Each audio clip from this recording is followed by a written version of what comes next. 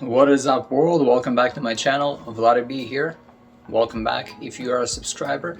Today I want to talk to you about a subject that's really important in my opinion, and it's how to live on a budget, how to set your budget, and how to get out of financial debt. There are a lot of videos out there on YouTube and articles and whatever you want about how to start investing, how to pull money out, equity out of your house, refinance your home and all that kind of stuff. But what if you're not even there yet? What if you're not in a position to pull equity out of your home because you don't have one, and you're kind of living paycheck to paycheck and struggling to pay your bills and even buy some groceries for yourself to have food on the table? If you are in that position or just want to learn how to be better with your money, this video is definitely for you. So give me one of those and let's get started. So first things first, we have to figure out what are you spending most of your money on. Sometimes people may think that it's simple, I know what I'm spending on already, but at the same time a lot of people are forgetting a lot of things. You have subscriptions, you have other expenses, or you just blindly spending money on things that you don't have to spend, impulsively on things that are not your necessity. And it's extremely important to really try to spend your money on necessities rather than on your wants. That's where people spend most of their money, on things that they don't really need. On a cup of coffee every day that's worth $5. But don't get me wrong, you're not gonna get rich by saving money on a cup of coffee. However, it does add up if you're in a situation where you're financially not very stable, when you're living paycheck to paycheck. That's when you really need to make your budget super tight, as tight as possible, in order to be able to get out of that debt. Now, I'm not gonna go into any of those apps that you need to get for yourself to help you track down your expenses or anything of that sort. This video is not about that. I'm gonna go over 3 things. This video is not sponsored in any way, shape or form, just like any other of my videos, which you should check out, especially the cryptocurrency ones. That's an extremely important topic.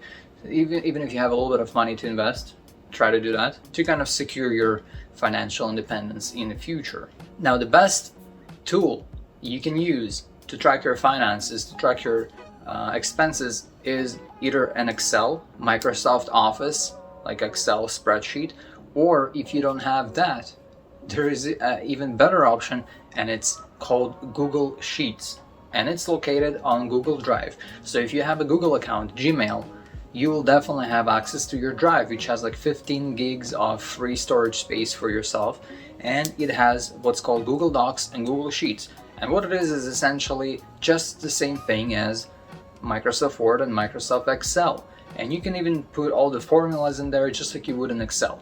We don't need much, just one formula that I'm gonna show you how to do as well. Now, all I want you to do is get yourself a Gmail account because it's free, and get into Drive. Or if you have Microsoft Excel, you don't even need that. You just go in there and you create a file for yourself. That's gonna be called your budget, your expenses. And you go in there and you start keeping track of all the expenses that you have, whether it's your gas, your food, your groceries, furniture, rent, anything you have. Every time you spend money, you put it in there. And it doesn't matter if it's credit card, debit card, or cash. You want to track all of the expenses. Now, how do I advise you to do this? I advise you to make this into a habit.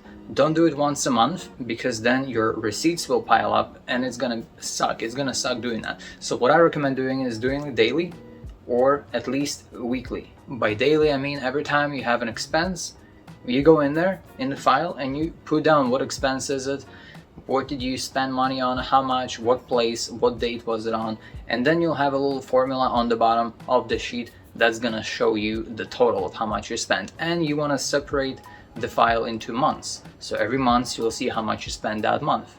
And you can even do a formula that will subtract your expenses from your actual income for that month, and you'll see how much you have left over, how much you can put back into your savings account. Once you start tracking down your expenses, it will be much easier for you to detect things that you're spending money on that you shouldn't be spending on.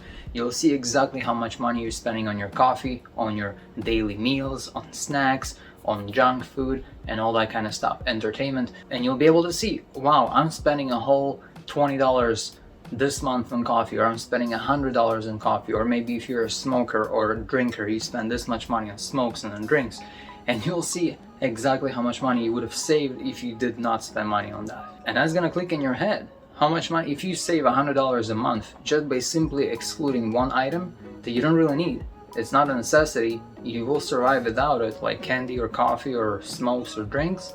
You save $100 to $200, that money can go into your emergency fund, into your saving account, or into your investment account. And that money is going to grow exponentially. As the more you start doing that, the more it will grow. If you think about it, $100 a month over a year is over $1,000. It's actually $1,200. That's a shit ton of money. This is a whole month worth of rent, a few car payments, etc. It's a lot of money. It adds up. You have to consider that. Yes, $5 a day is not gonna help you much, but $5 a day every single day for 365 days, you do the math. 365 times 5 is a lot of money. So this is how you need to start thinking about things. Regardless if you're broke and living paycheck to paycheck, or if you're rich and have all the money in the world, it still makes sense to understand what you're spending money on, because some people making $100,000 a year and they're broke and in debt, and some people are making $30,000 a year and they have a saving account, an emergency fund of a few $1,000s, because they only spend on necessities and they only spend the money on the things that they actually really need. You see how important this is for everybody. Even if you're a millionaire, it's still important to track your expenses. It's still important to do all those things, because money comes and money goes, and you are in control of where it goes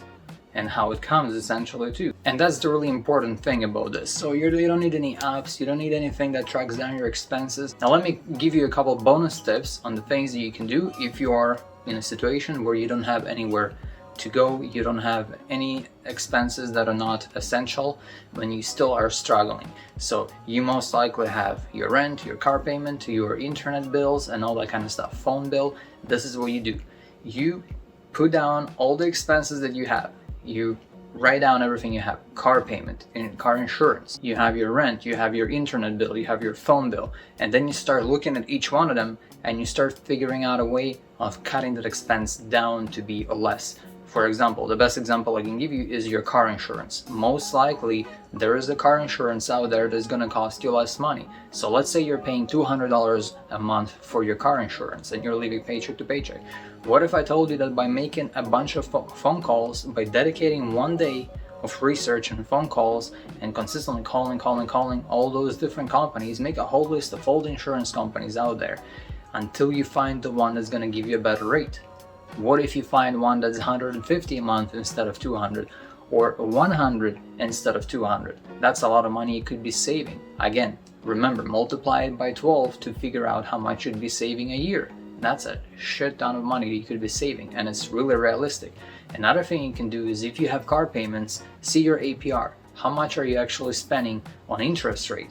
And if your APR is something ridiculous like 6, 7, or 8% or more, figure out who can give you a better APR. If you've been paying your car for months, for a few months, and you have a good credit, you most likely can drop it by at least a half. And if you keep calling places, you will end up finding one that's going to give you a much better APR.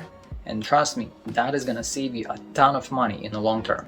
You may be only saving $50 a month, but that $50 a month over the whole term of your car payment is going to add up to a few $1,000s. $2,000 or $3,000 or more, depending how much you pay, how much you owe, etc. And you do the same thing with your phone bill, with your internet. You just find out who can give you the better price. Where?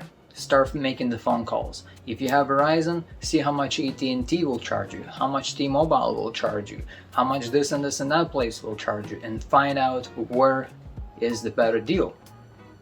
It doesn't make any difference. One may have a better service than another, but in the end of the day, it's not significant enough. So you can afford cutting your payment in half and switching to someone who will charge you less money for the same service. It just makes sense. Alright? Drop some comments below with your ideas on saving money and living on a budget and getting out of the rat race of living paycheck to paycheck. Also, like this video, subscribe to the channel, and I will see you in another video.